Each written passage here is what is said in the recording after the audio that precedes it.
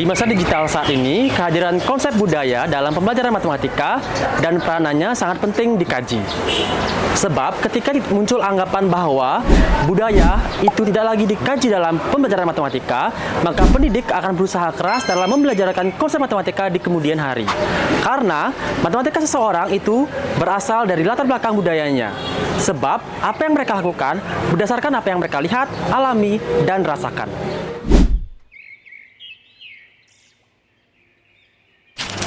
Halo, salam dan bahagia. Perkenalkan, saya Kadek Dwiki Juliantara, merupakan seorang guru matematika di SMA Negeri 1 Singaraja, Provinsi Bali. Berikut ini merupakan praktik baik pembelajaran yang saya terapkan di sekolah, yang saya berikan judul Pemahbah, Penguatan Pemahaman Budaya melalui konsep etnomatematika Bali. Tergolong sebagai guru muda, mendorong saya untuk terus menciptakan inovasi dalam pembelajaran. Tujuannya sederhana, bagaimana nantinya matematika bukan lagi dianggap sebagai momok menyeramkan bagi siswa, melainkan sahabat dekat dan selalu dinantikan bagi siswa. Karena seyogianya matematika itu tumbuh dan bernafas dalam kehidupan kita.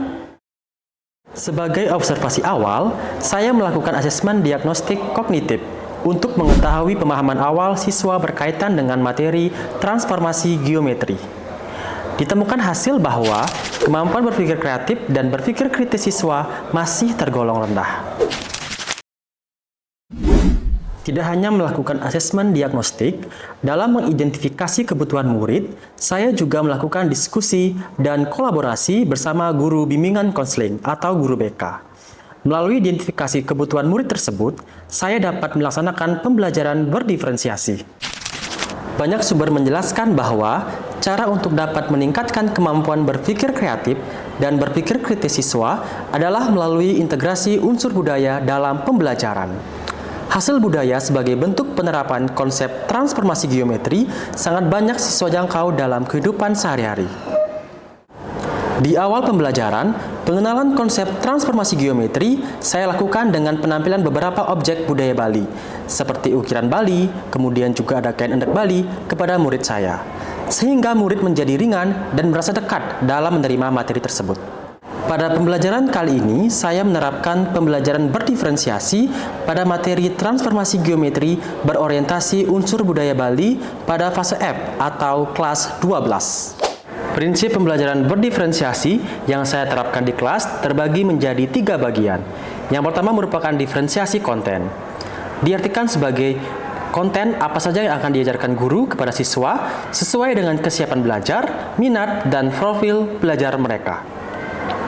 Dalam menyajikan materi pembelajaran, saya menggunakan beberapa media, yaitu buku cetak, papan tulis, slide presentasi, modul digital, video pembelajaran, demonstrasi aplikasi pendukung, dan pengamatan benda konkret. Hal ini saya menyediakan berbagai bentuk konten belajar yang dapat siswa akses dan disesuaikan dengan gaya belajar yang mereka miliki. Yang kedua merupakan diferensiasi proses. Di awal pembelajaran, saya menjelaskan materi secara umum dalam kelompok besar. Selanjutnya, saya meminta murid bekerja dalam kelompok kecil yang didistribusikan sesuai dengan kemampuan mereka. Saya memberikan tugas untuk dipecahkan dalam kelompok kecil tersebut. Selama proses, murid melakukan kegiatan, saya memastikan, mengobservasi, dan memantau pemahaman murid-murid saya. Saya mendatangi tiap kelompok, mengajukan pertanyaan, dan memberi pertanyaan lanjutan pada murid-murid yang perlu diberikan scaffolding atau tantangan lebih. Hal ini mengacu pada bagaimana siswa akan memahami atau memaknai apa yang mereka pelajari. Yang ketiga merupakan diferensiasi produk, berkaitan dengan hasil pekerjaan siswa setelah mempelajari materi pelajaran. Dalam hal ini, saya meminta siswa untuk membuat sebuah proyek tentang penerapan konsep transformasi geometri pada objek budaya Bali. Saya memberikan kebebasan kepada murid untuk menyelesaikan proyek tersebut dalam bentuk media apapun. Ada yang memilih membuat infografis, kemudian ada yang memilih membuat video pembelajaran, serta ada yang memilih membuat motif hendak menggunakan GeoGebra. Selama proses pembelajaran berdiferensiasi, saya juga melakukan asesmen formatif dengan membuat catatan-catatan tentang murid dan mengamati proses belajar. Tidak hanya itu, lingkungan belajar yang nyaman juga menjadi salah satu ciri pembelajaran berdiferensiasi. Sebagai seorang guru, saya sesekali mengajak siswa saya untuk belajar di luar kelas agar siswa selalu proaktif dan bahagia selama mengikuti pembelajaran. Melalui pembelajaran berdiferensiasi dengan integrasi nilai budaya, siswa menjadi belajar banyak hal. Selain konsep matematika yang ia kuasai, mereka juga mulai mengenali budaya yang mereka punya, seperti motif-motif endek Bali, tahu tentang bangunan dan ukiran Bali, tahu tentang tarian-tarian Bali, jejahitan Bali, dan masih banyak lagi. Siswa tidak lagi memandang matematika sebagai hal yang rumit, abstrak, atau menyeramkan, melainkan mereka sudah sadar bahwa matematika dekat dengan kehidupan kita dan dapat mereka jangkau, sehingga terciptalah yang namanya pembelajaran bermakna.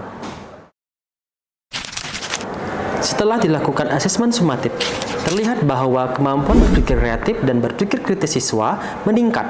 Ini menunjukkan bahwa pembelajaran berdiferensiasi dengan integrasi budaya Bali sangat cocok dengan kebutuhan pembelajaran abad ke-21 dan kebijakan kurikulum merdeka. Ada banyak dampak pengiring lain yang tercipta. Siswa bisa menggunakan teknologi dalam menciptakan sebuah produk. Siswa dapat membangun koneksi antar berbagai disiplin ilmu dalam belajar konsep matematika. Sebagai contoh, ketika mereka merancang motif endek, bagaimana dia menggabungkan ilmu matematika, teknologi, seni, sains, dan rekayasa dalam menciptakan sebuah motif cantik. Kemampuan komunikasi dan kolaborasi siswa juga semakin terasah ketika menggunakan prinsip pembelajaran berdiferensiasi. Hal ini terlihat saat bagaimana mereka berdiskusi dalam proses penyelesaian produk. Modul digital yang saya kembangkan dalam pembelajaran pun telah mendapatkan hak cipta dari Kementerian Hukum dan HAM, karena modul ini merupakan satu-satunya sumber belajar matematika yang mengenalkan konsep matematika menggunakan budaya Bali dengan pendekatan multimodal. Setelah saya mempelajari materi transformasi geometri, penting untuk kita pelajari karena kita tidak hanya mempelajari abstraknya saja, itu berupa rumus-rumusnya, tapi kita juga bisa mengimplementasikannya dalam kehidupan sehari-hari. Contohnya seperti di Bali, kita mengenal adanya ukiran, yaitu misal kita menggunakannya di area bangunan atau gapura, itu juga menerapkan implementasi dari transformasi geometri. Setelah saya mempelajari dan mengetahui tentang transformasi geometri yang berorientasi etnomatematika, saya mengetahui dan saya menyadari bahwa transformasi geometri sangatlah dekat dalam kehidupan kita sehari-hari. Bisa dapat kita simpulkan dan dapat kita beri contoh, yaitu terdapat pada kain tradisional Bali dan juga ukiran-ukiran yang terdapat di rumah-rumah Bali. Seperti contohnya adalah yang tadi sudah saya amati dan teman-teman saya amati. Jadi setelah saya mempelajari konsep transformasi geometri melalui kegiatan belajar tadi, saya menjadi lebih paham akan praktek dan penerapan dari konsep matematika tersebut. Memang benar, matematika itu tidak hanya sekedar teori saja, melainkan penerapan dan praktek itu sangat penting dilakukan. Maka dari itu dengan kegiatan tadi, saya lebih paham akhirnya dari penerapan dan praktek dari transformasi geometri tersebut. Sekian, terima kasih. Menggabungkan teknologi dan budaya dalam penyampaian materi sesuai dengan maksud pendidikan yang disampaikan oleh Ki Hajar Dewantara, yaitu bagaimana kita mampu menuntun segala kekuatan kodrat yang ada pada anak-anak agar mereka sebagai manusia dan masyarakat dapat mencapai keselamatan hidup dan kebahagiaan yang setinggi-tingginya. Nah, sebelum menutup video ini, kami berdua ada pantun nih buat Pak Dwiki. Pak Dwiki suka menari. Cakep. Menarinya di pinggir kali. Cakep. Ayo belajar transformasi geometri, realisasikan dan melestarikan budaya Bali.